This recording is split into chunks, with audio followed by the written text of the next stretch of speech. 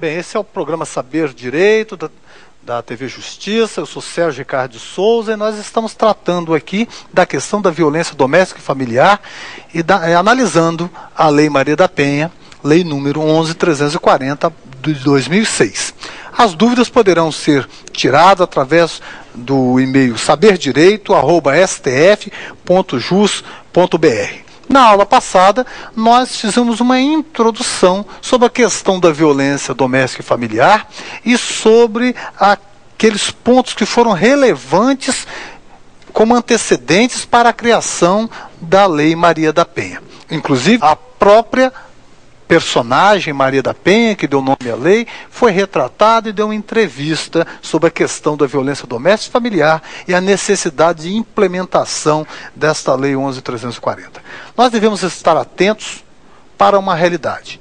Quando nós estamos tratando, em qualquer país, e em particular, tratando aqui com a realidade brasileira, de leis que dizem respeito à implementação de ações voltadas para os direitos humanos e que tem a ver com ações afirmativas que tratam de direitos que devem ser reconhecidos em favor de determinados grupos que historicamente sofrem discriminações, a questão nunca é pacífica.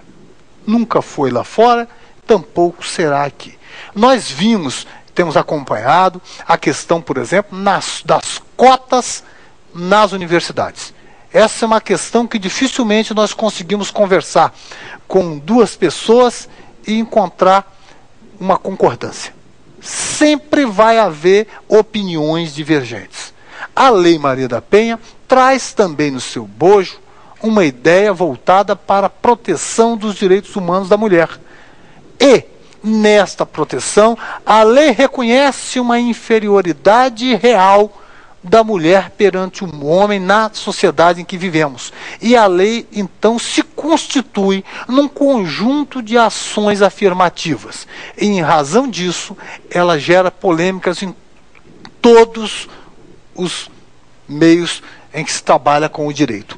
Conversa-se com advogados, com estudantes, com promotores, com juízes, e as divergências estão em todas essas categorias.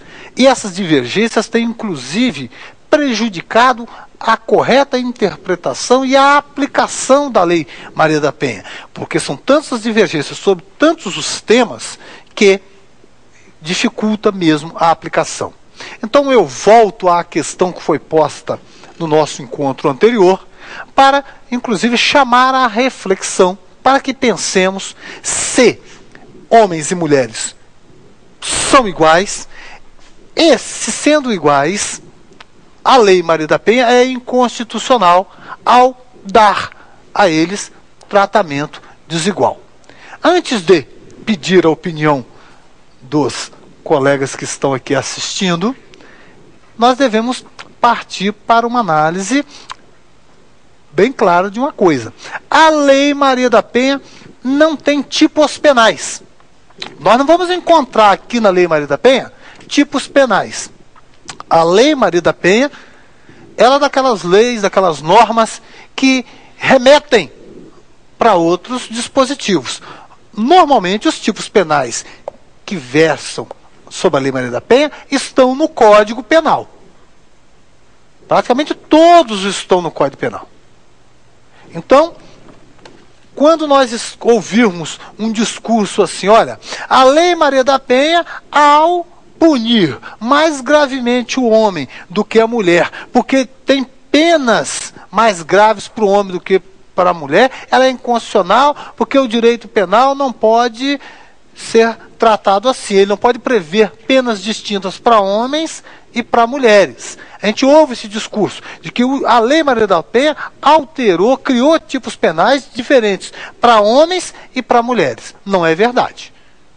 A Lei Maria da Penha se constitui num microsistema, e eu vou pedir a um dos colaboradores que faça a leitura do artigo 1º da Lei Maria da Penha, alguém que esteja aí com a lei em mãos, faça a leitura do artigo 1º, e aos demais que prestem atenção nessa leitura, para que observem que ela não trata especificamente de tipos penais, e não é uma lei só com dispositivos de natureza penal.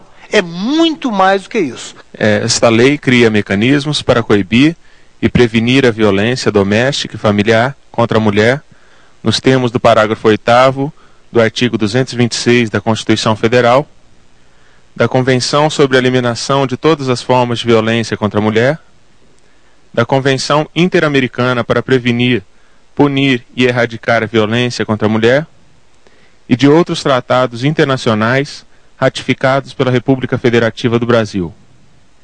Dispõe sobre a criação dos juizados de violência doméstica e familiar contra a mulher, e estabelece medidas de assistência e proteção às mulheres em situação de violência doméstica e familiar. Da leitura feita pelo nosso colaborador Giovanni, nós podemos ver então que a lei vai muito além. Primeiro, ela não tem aspectos eminentemente penais.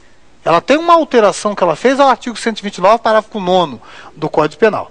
Mas no bojo dela não há tratamento de matéria penal propriamente dito.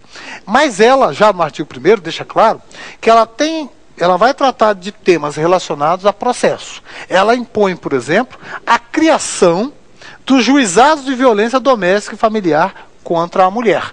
Juizados especializados e que tiveram como parâmetro, como paradigma, os juizados, os rusgados do direito espanhol. Se nós pegarmos aqui a Lei Orgânica número 1 de 2004 da Espanha, que antecedeu a nossa, aliás, a nossa lei de 2006 é uma das últimas. Nós somos um dos últimos países da América Latina a criar uma lei para tratar dessa questão.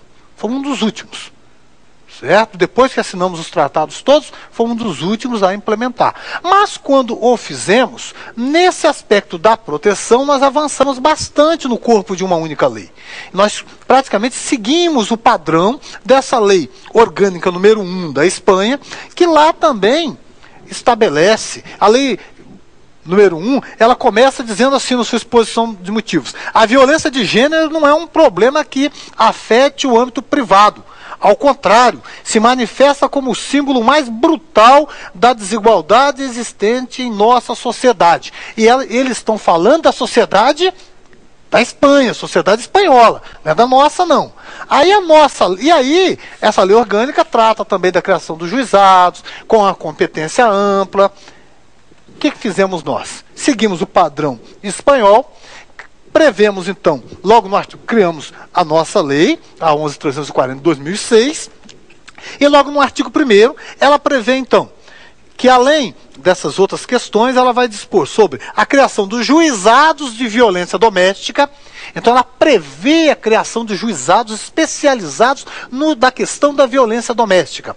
Esse artigo 1º, ele tem que ser interpretado e analisado não isoladamente, mas em conjunto com outros dispositivos da própria lei, em particular aqui com o artigo 14. O artigo 14 da mesma lei, ele vai dizer: os juizados de violência doméstica e familiar contra a mulher, órgãos da justiça ordinária com competência civil e criminal, e aí eu paro um pouquinho a leitura. Esses juizados, então, eles têm competência civil e criminal. Isso é uma novidade no sistema jurídico brasileiro. Diferentemente do sistema europeu, lá no sistema europeu é comum um único juízo julgar questões cíveis e criminais. Isso não é da tradição do Brasil. A tradição brasileira sempre foi a vara família, cuja trata dos assuntos que dizem respeito ao direito de família, Infância e adolescente é tratado pela vara respectiva. As questões cíveis são tratadas pelos juízes